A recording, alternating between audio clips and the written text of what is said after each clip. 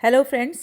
मैं डॉक्टर सुषमा पांडे, सह आचार्य, राजनीति विज्ञान, राजकीय महाविद्यालय टोंक। आज के व्याख्यान में आप सभी का हार्दिक स्वागत करती हूँ। आज हम जिस विषय को लेकर बातचीत करने वाले हैं उसका शीर्षक है पाश्चात्य राजनीतिक चिंतक रूसो का सामाजिक समझौता सिद्धांत। इससे पूर्व के जो व्याख्यान हुए हैं हम उसमें रूसो के अनुसार मानव स्वभाव और प्राकृतिक अवस्था के बारे में बातचीत कर चुके हैं। आज हम बात करेंगे कि सामाजिक समझौता सिद्धांत को रूसो ने हमारे सामने किस तरह से प्रस्तुत किया है। तो चूंकि हम मानव के स्वभाव और उसकी प्राकृतिक अवस्था के बारे में पहले बातचीत कर चुके हैं, तो उसी बात को आगे बढ़ाते हुए आज हम बात करेंगे कि अंत में सामाजिक समझौते की स्थिति का जन्म क्यों हुआ। तो इसके कई कारण हैं। रूसो कहता है कि सामाजिक समझौता करने के पीछे कुछ स्थितियां थीं जिनके कारण से सामाजिक समझौता करना अनिवार्य हो गया।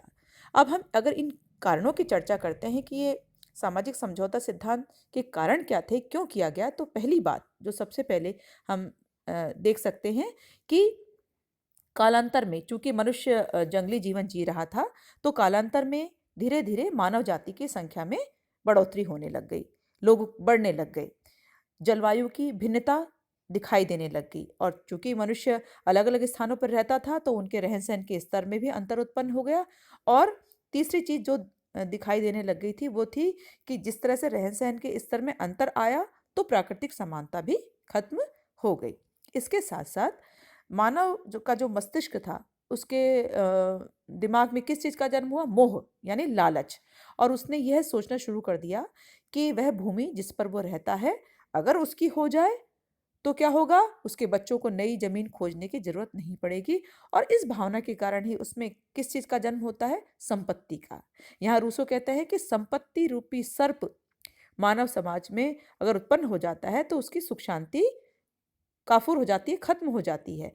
तो वो कहते हैं कि इस अवस्था में जिस तरह से मानव के जीवन में उसकी स्थितियों में परिवर्तन आ रहा था, तो व्यक्तिगत संपत्ति की धारणा भी उत्पन्न हो गई। एक तरह से व्यक्तिगत संपत्ति की सोच पैदा हो गई। और व्यक्तिगत संपत्ति की यह जो सोच, यह जो धारणा प्राकृतिक अवस्था में दिखाई देने लगी, उसके कारण समाज में क्या जो प्राकृतिक माहौल था उसमें क्या दिखाई देने लगा? उसमें संघर्ष का आरंभ हो गया। और शक्तिवान और दूरदर्शी लोगों ने जितनी भी अच्छी और जो अधिक भूमि थी वो अपने पास रख ली और औरों को खराब भूमि दे दी या उन्हें नहीं मिली। तो इस तरह से किस तरह का स्थिति उत्पन्न हो गई? संघर्ष तो उत्पन्न हुआ ही हुआ, लेकिन साथ ही साथ धनी और निर्धन का भेद भी उत्पन्न हो गया।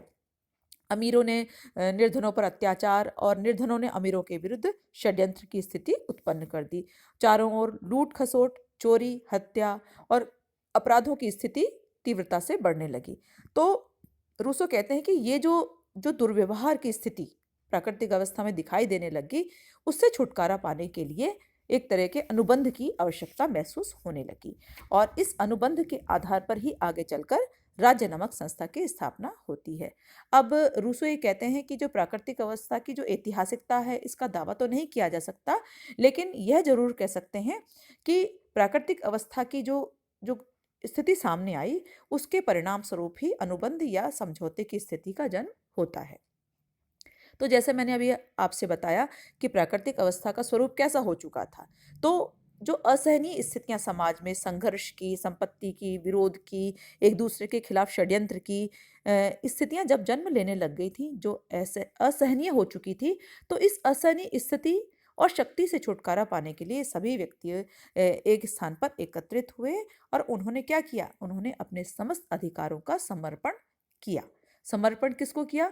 ये जो समर्पण था किसी एक व्यक्ति विशेष के लिए नहीं था, बल्कि ये जो समर्पण किया अपने अधिकारों का, ये पूरे समाज के लिए किया। क्यों? क्योंकि ऐसा मानना था कि अगर व्यक्ति केवल अपने पास अधिकार रखेगा तो कभी भी समाज की एक ऐसी स्थिति का जन्म नहीं होगा जिसमें कि प्राकृतिक दशा से नई स्थिति पैदा हो सके। इसलिए एक नई स्थिति को जन्म देने के लिए व्यक्तियों ने अपने समस्त अधिकारों का समर्पण किया और किसी व्यक्ति के लिए नहीं बल्कि पूरे समाज के लिए समर्पण किया गया।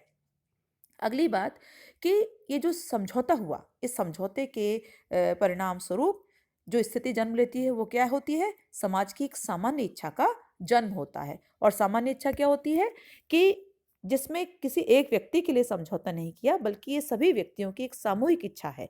तो उस सामूहिक इच्छा को, जिसमें लोगों ने अपने समस्त अधिकारों का समर्पण किया, उसको एक नाम दिया गया है और रूसो उसे सामान्य इच्छा का नाम देते हैं। और साथ ही साथ यह भी कहते हैं कि जो सामान्य इच्छा उत्पन्न होती है या जन्म लेती है, प्रत्येक व्यक्ति इसके अंतर्गत रह करके ही कार्य करेंगे। तो इस प्रकार अगर हम रूसो के शब्दों में कहें तो समझौते के अंतर्गत प्रत्येक अपने व्यक्तित्व और अपनी पूरी शक्ति को सामान्य प्रयोग के लिए सामान्य इच्छा के सर्वोच्च निर्देशन के अधीन समर्पित कर देगा, उसको त्याग देगा। और एक समूह के रूप में इनमें से प्रत्येक व्यक्ति समूह के अविभाज्य अंग के रूप में रहेंगे और अपने व्यक्तित्व का और अपनी पूर्ण शक्ति को प्राप्त करने का प्रयास करेंगे। तो इस तरह से हम ये देख सकते हैं कि सामाजिक समझौते द्वारा जो स्थिति जन्म ले रही है, वो उसमें अनुबंध की स्थिति आती है और प्रत्येक व्यक्ति द्वारा अपने पूर्ण व्यक्तित्व या शक्तियों को एक ढेर या राशि में मिला दिया जाता है और खुद उस ढेर या राशि का एक हिस्सा या अविभाज्य अंग बन जाता है। तो इस पारस्परिक संयोग से उत्पन्न जो समूह है, उसका नाम ही राज्य या राजनीतिक समाज है। अब हम बात करते हैं कि सामाजिक समझौता जो हमारे सामने रूसो ने प्रस्तुत किया है, उसके अंतर्गत उसकी कौन सी मूल बातें हमें दिखाई देती हैं, या दूसरे शब्दों में हम सामाजिक समझौते की कौन सी विशेषताओं के बारे में अध्ययन कर सकते हैं। तो पहली विशेषता जो कि रूसो के समझौता सिद्धांत के द्वारा आती है, वह कहता है कि प्रत्येक व्यक्ति के दो रूप होते हैं, पहला व्यक्तिगत और दूसरा समूहगत। तो समझौते के अंतर्गत प्रत्येक व्यक्ति अपने समस्त अधिकारों का जब समर्पण कर देता है, और ये जो समर्पण किसी एक व्यक्ति के लिए नहीं होता बल्कि पूरे समाज के लिए होता है, क्योंकि व्यक्ति भी उस पूरे संपूर्ण समाज का एक सदस्य होता है। तो इस प्रकार समाज का सदस्य होने के नाते समूहगत व्यक्तित्व के आधार पर वो अपनी शक्तियां फिर से प्राप्त कर लेता है। दूसरी विशेषता जो हमें रूसो द्वारा बताई गई है, उसमें कहा गया है कि समझौते के आधार पर व्यक्ति की स्वतंत्रता सीमित नहीं होती, बल्कि रूसो कहता है कि ये जो समझौता होता है, इसके द्वारा व्यक्ति वास्तविक स्वतंत्रता को प्राप्त करता है। क्योंकि जब जनहित में कार्य करने की बात आती है या कर्तव्य भावना का पालन करने की जो बात आती है, तो रूसो कहते हैं कि जब राज्य मनुष्य को अपनी इच्छा के अनुसार नहीं बल्कि जनहित के कार्य करने के लिए बाध्य करेगा, तो वास्तव में प्रत्येक व्यक्ति स्वतंत्र होने के लिए बाध्य किया जाएगा। तो इस प्रकार राज्य की जो असीमित शक्ति से व्यक्ति की स्वतंत्रता का जो अंत नहीं होगा, बल्कि उसको वास्तव में क्या प्राप्त होगी? नैतिक स्वतंत्रता प्राप्त होगी। तीसरी बात, समझौते के द्वारा जिस सामान्य इच्छा का निर्माण होता है, वह सामान्य इच्छा क्या होती है? वो सभी व्यक्तियों के लिए सर्वोच्च होती है और प्रत्येक व्यक्ति उसके अधीन होता है। और ये जो सामान्य इच्छा उत्पन्न होती है, यह राज्य, प्रभु, शक्ति सभी कुछ होती है, इसमें सभी के लक्षण दिखाई देते हैं। अगली बात कि समझौते के द्वारा जो उत्पन्न जो सामान्य इच्छा है, सदैव ही न्यायुक्त होती है और जनहित उसका लक्ष्य होता है। व्यक्ति अपने स्वयं के हित में ठीक प्रकार से विचार नहीं कर सकता, उसका हित तो क्या होता है? सामान्य इच्छा द्वारा निर्देशित मार्ग पर चलने में होता है। अगली विशेषता जो रूसो द्वारा सामाजिक समझौतों को लेकर बताई गई है, उसमें कहा गया है कि ये जो सामान्य इच्छा के जन्म के बाद जो समझौते की स्थिति दिखाई देती है, यह सामाजिक समझौता मनुष्य की स्थिति में एक महत्वपूर्ण परिवर्तन कर देता है। किस तरह का परिवर्तन? कि व्यक्ति के आचरण में प्राकृतिक शक्ति का स्थान न्याय ले लेता है और उसमें एक प्रकार की नैतिकता आ जाती है।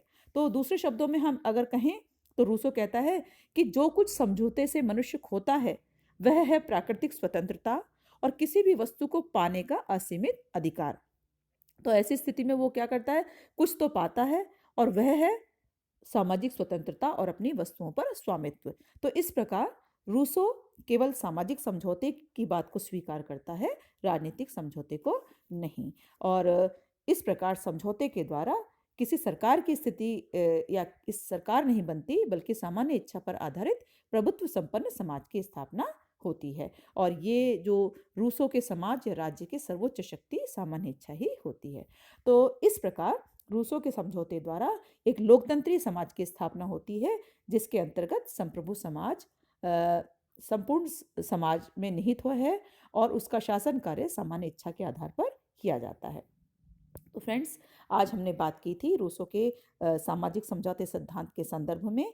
अगले आपके व्याख्यान में हम एक नए विचार, एक नए बिंदु के साथ आपसे पुनः चर्चा करेंगे। तब तक आप सभी का बहुत बहुत धन्यवाद।